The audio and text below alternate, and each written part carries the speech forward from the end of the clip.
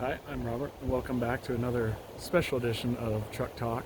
And I want to talk to you about an event that happened now 37 years ago on May 16th, 1986, in the small Wyoming town called Cokeville. And it's nestled in the heart of the Intermountain West.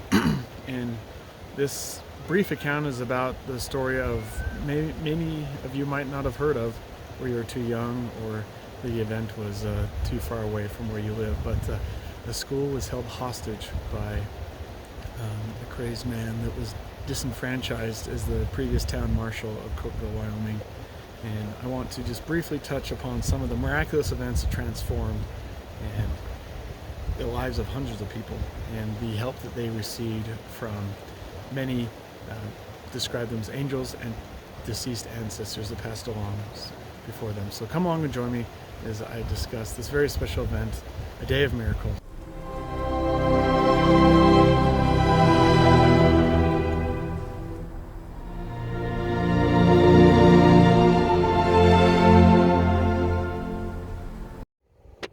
At approximately 1:30 p.m. on a Friday afternoon, David Young and his wife Doris quietly and methodically took control of the Cokeville Elementary School, wielding a homemade bomb and several guns.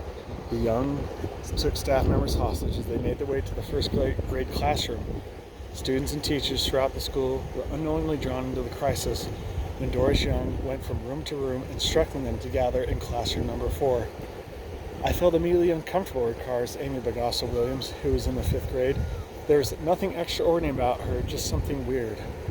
With no real reason to question Doris, Williams' class made its way down the eerily silent hallway and into the 30 by 32 foot room where the rest of the school was being held, 154 people in all. Inside stood David Young, a string detonator around his wrist, and a homemade bomb by his side.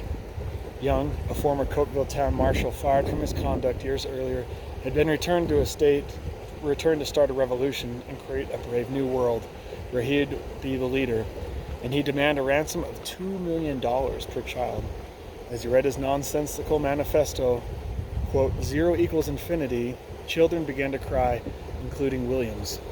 Soon, gasoline fumes from the bomb filled the hot, crowded room, making students and teachers sick and convincing Young to allow some windows to be opened. He also allowed teachers to keep their classes together to help them stay calm. The hours ticked by. As teachers read stories, students collected pictures and played with Legos. Some also gathered together in groups to pray. Cameron Wixom, a 6th grader, prayed with about a dozen of his fellow students. Kneeling, we bowed our heads and folded our arms. The feeling after the prayer was one of total confidence that we had just placed our lives in the hands of our loving God. He recalls, it was like our part was completely done and it was just a matter of time. Young grew increasingly agitated as the afternoon wore on. In an effort to keep the children away from him, teachers used masking tape to create a magic square around the bomb, and then instructed the children to stay outside of it. Eventually, Young stepped away to the restroom, leaving the bomb detonator tied to his wife Doris's wrist. While he was gone, the unthinkable happened. Doris accidentally jerked the string and the bomb exploded. Despite the explosion, all the students and staff made it out alive. Only David Young and his wife perished. Ron Hartley, the lead investigator for Lincoln County Sheriff's Office, had 4 children who survived the bombing. When he arrived later at the scene, he was immediately told that the physical evidence didn't add up. Hartley recalls, "I met the bomb tech right there at the door, and he said, 'Hartley, what you have here is a miracle. That bomb should have leveled the wing of this school, but it looks like the bomb blast went straight up. I don't know why, and I can't explain it.'" In the days after the bombing, more astonishing evidence came to light. Investigators discovered that the wires of 3 of the bomb's 5 blasting caps had been mysteriously cut, preventing detonation. Furthermore, the explosive powder that should have lit the air on fire had been miraculously hindered from its deadly purpose, thanks to the leaking gasoline.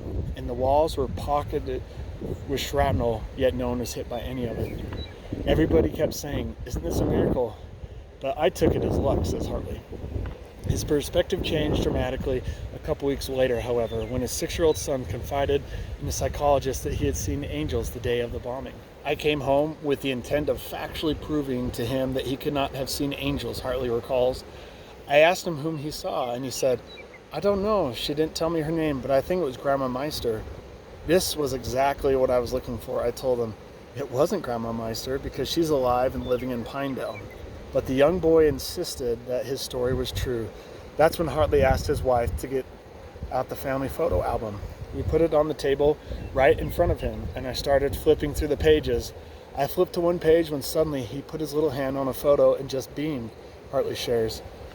When you do interrogations in law enforcement, Hartley says, you watch for body language. You can tell through physical reactions when somebody is lying and when they are not. When my son saw that picture, he just brightened up and said, that's her. That's my angel. And it wasn't Grandma Meister. It was my Grandma Elliot. How do you argue that? She had been dead for 4 years. Hartley's son told him there were angels for everyone in that room that day, and just prior to the detonation, the angels joined hands around the bomb, and it went straight up through the ceiling with the explosion. When he said that, it lined up with the physical evidence. That, in addition to the fact that he picked out Grandma Elliot, is evidence I can't deny. Not everyone saw angels that day, but some explained just knowing exactly what to do. And especially after the bomb went off, smoke filled the entire room and the school, and some were led by an unknown presence to safety outside the school. There was others, a few students that were severely burned, but through prayer and fasting, there was a miraculous healing that occurred, and there's no scars that exist for some of these people.